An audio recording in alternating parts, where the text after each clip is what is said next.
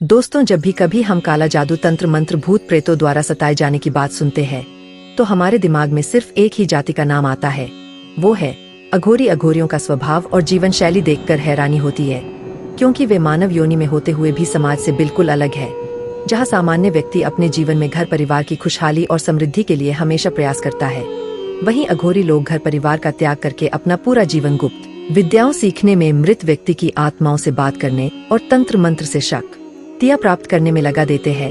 अघोरियों के खाने पीने या रहने के नियम ही अलग नहीं है, बल्कि मृत्यु के बाद उनके शरीर को नष्ट करने के लिए भी अलग नियम है, जो आप इस वीडियो में आगे जानेंगे। दोस्तों, अगर सच्चे अघोरियों की बात करें तो वे महान तपस्वी होते हैं, समाज के मानदंडों से बिल्कुल अलग रास्ता चुनते हैं, जिसमें अजीब तरह की परंपराएं और शारीरिक कष्ट भी शामिल है। अघोरियों के बारे में एक डरावनी बात भी की जाती है कि उनके पास अलौकिक शक्तियां होती है और वे काला जादू भी करते हैं। पर क्या यह सच में सही है?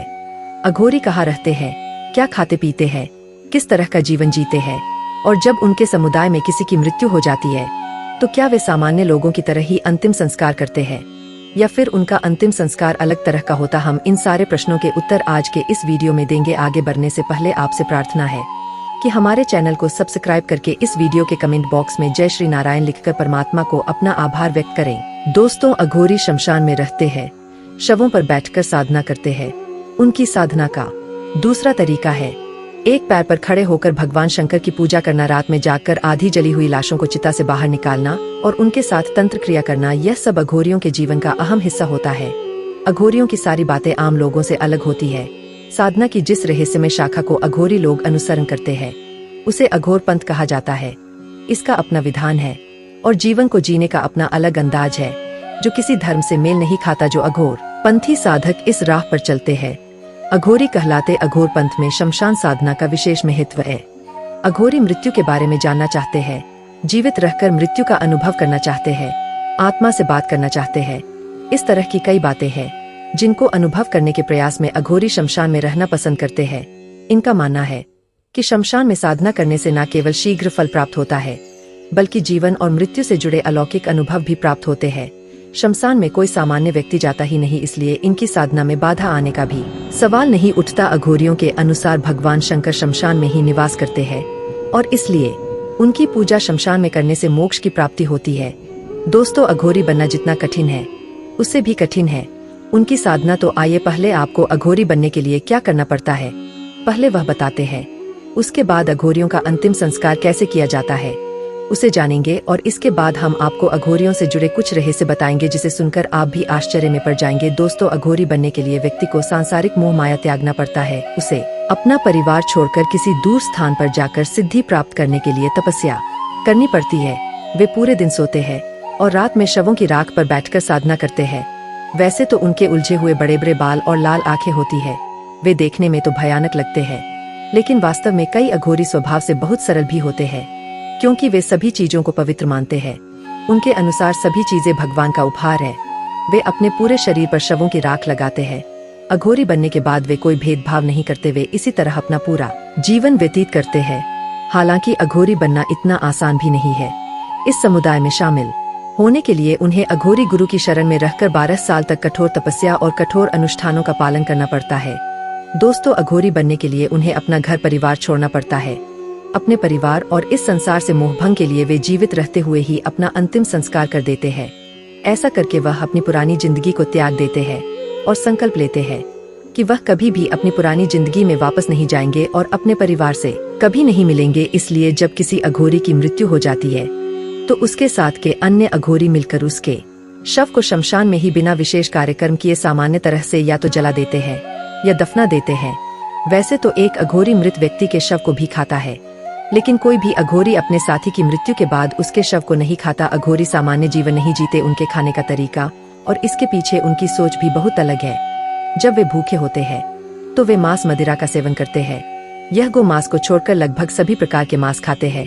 मांस में यह गाय का मांस इसलिए नहीं खाते क्योंकि शिव के भक्त होने के कारण यह गाय की भी पूजा करते हैं। यह लोग मरे हुए मनुष्यों का मांस भी खाने से परहेज नहीं करते। इसके अलावा यह सड़ी गली चीजें, मलमूत्र भी खाने से नहीं हिचकिचाते, घृणा होती है। वे शव की खोपड़ी को एक बर्तन के रूप में उपयोग करते हैं और उसमें से मदिरा पान करते हैं। इसके अलावा आजकल के अघोरी चरस और गांजा का भी सेवन करते हैं। इतना अजीब खाने पीने के पीछे सच्चे अघोरियों की सोच होती है कि किसी भी स्वादिष्ट भोजन से जो सुख की प्राप्ति होती है वह उनकी साधना में बाधक है। इसलिए वह हमेशा स्वादहीन ऐसा भोजन करते हैं जिससे सिर्फ उनका शरीर जीवित रह सके और भोजन के प्रति उनकी उदासीनता बनी रहे। अघोर के अनुसार मानव खोपड़ी इस संसार के सत्य का प्रतीक है। साधक का काम खोपड़ी में जो भी ऊर्जा है उसे जागृत करना है। शव खोपड़ी के माध्यम से वे जो कुछ भी करते हैं उसके दौरान नकारात्मक ऊर्जाएं भी सामने आती है। यह शक्तियां अकाल मृत्यु या एक्सीडेंट में मरे हुए किसी इंसान की आत्मा की होती है जिसे मुक्ति नहीं मिली होती। उस आत्मा की शांति के लिए वे अनुष्ठान करते हैं और सिद्धि प्राप्त करते हैं। इस आत्मा को अघोरी लोग मदिरा और मांस का सेवन भी करवाते हैं। कुछ प्रेतात्माएं कभी कभी साधना में बाधा डालने का प्रयास करती है। इसीलिए शमशान में भूतों से बचने के लिए अघोरियों के पास एक विशेष मंत्र होता है। साधना से पहले अघोरी अगरबत्ती धूपबत्ती और दीपक जलाता है और फिर उसे खास मंत्र का जाप करते हुए चिता और अपने चारों ओर एक रेखा खींचता है। फिर तई बजाते हुए साधना शुरू होती है। ऐसा करके अघोरी अन्य भूत प्रेतों को चिता में विघ्न डालने से रोकता है। दोस्तों, बहुत से अघोरी तंत्र मंत्र की सहायता से इस ब्रह्मांड में मौजूद प्रेत आत्माओं की सिद्धि करते हैं। कुछ अघोरी इन प्रेता आत्माओं की सिद्धि करके लोगों का भला करते हैं, लेकिन कुछ अघोरी इन प्रेतात्माओं की सिद्धि करके लोगों का बुरा भी करते हैं। माना जाता है कि अघोरी बहुत क्रोधी और जिद्दी होते हैं। अगर उन्हें किसी से कुछ चाहिए तो वह चीज लेकर ही छोड़ते हैं, नहीं तो श्राप दे देते हैं। माना जाता है कि उनका श्राप मरने के बाद भी लोगों का पीछा नहीं छोड़ता, यहाँ तक कि उनके वंशजों को भी इस श्राप का परिणाम भुगतना पड़ता है।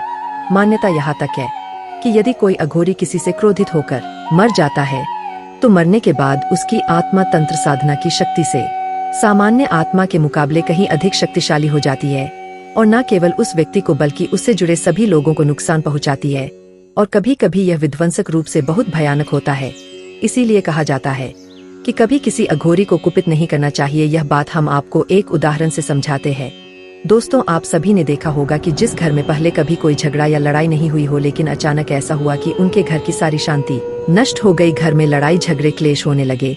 या कभी कभी आपने देखा होगा कि परिवार के किसी सदस्य ये पर अचानक भूत प्रेत का साया आ जाता है, अर्थात कोई व्यक्ति किसी दुष्टा आत्मा के वश में हो जाता है। जब उसे किसी ओझा के पास ले जाया जाता है तो पता चलता है कि किसी ने दुश्मनी के कारण तंत्र मंत्र से यह काम किया है। ऐसा कार्य कोई दुष्ट अघोरी ही कर सकता है।